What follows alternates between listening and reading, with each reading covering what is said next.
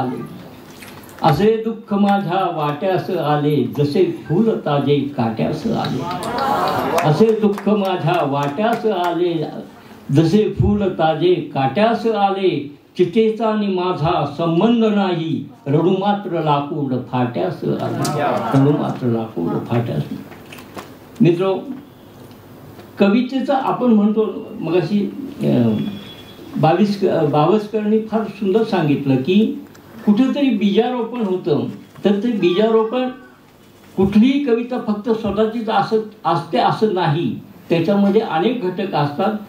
खरं म्हणजे ज्याची अनुभव संपन्नता जास्त आहे, अनुभवांची समृद्धी जास्त आहे, त्याची कविता जास्त समृद्ध असते।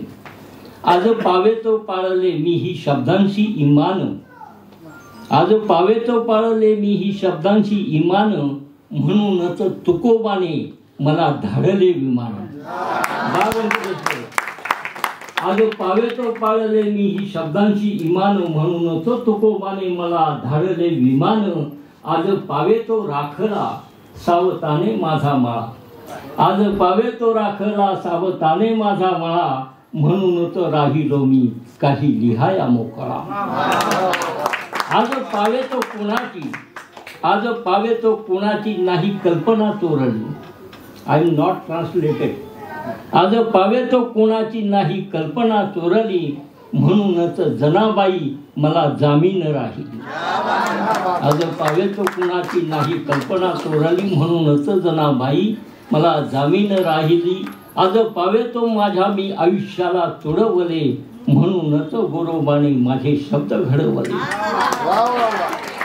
आज पावे तो राहिलो मीच माझ्याशी अभंग, म्हणूनच भेटायला आला मला पांडुरंग।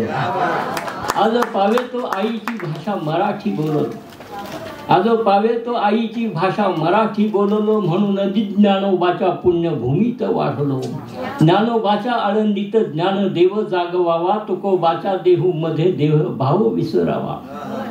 तुकोबाने वसविले एक अभंगाचे गाव, अभंगाच्या गावालाच आहे गाथा ऐसे नाव।